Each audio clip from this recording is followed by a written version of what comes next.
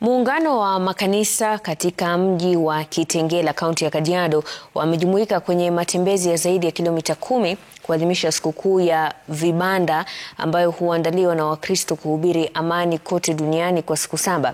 Kwenye matembezi hayo, viongozi wa makanisa walisisitiza haja ya kuuzima vita kote ulimwenguni na kuhimiza mshikamano wa kijamii. Robert Masai ana mengi zaidi. Walibeba bendera za nchi mbalimbali duniani kuashiria haja ya umoja na mshikamano miongoni mwa jamii kote duniani, hapa wakihimiza haja ya kukomeshwa kwa vita na mauaji ambayo yamekuwa yakishuhudiwa saa katika mji wa Gaza.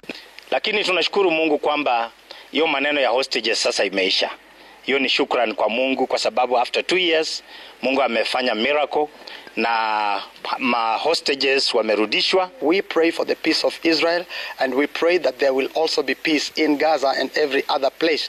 And so the peace of one person does not really mean that you come and interfere with other nations so that you can have your own peace. Ujumbe wao wa amani haukuishia kwenye mataifa ya nje pekee. Pia viongozi hao wa makanisa walitoa wito kwa Wakenya wote kuishi kwa amani, sawa na kukemea dhuluma za kijinsia ambaye imeonekana kupanda humu nchini. It is sad the way the gender-based violence, the way people are killing each other, so many attacks, even on families.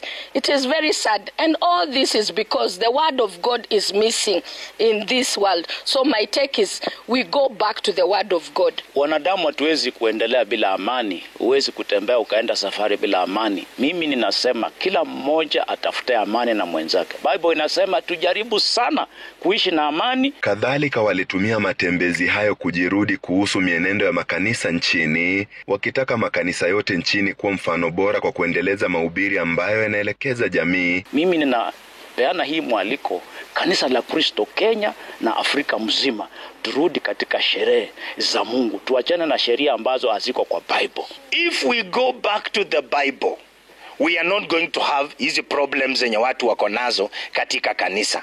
The church must go back to the Bible. Ya mwisho, kanisa imekosa kuwa ladha ya ulimwengu.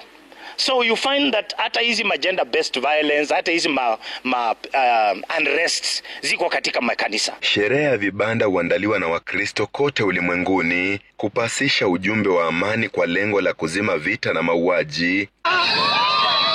Robert Masai, runinga ya Citizen, Kitengela, Kajiado Mashariki.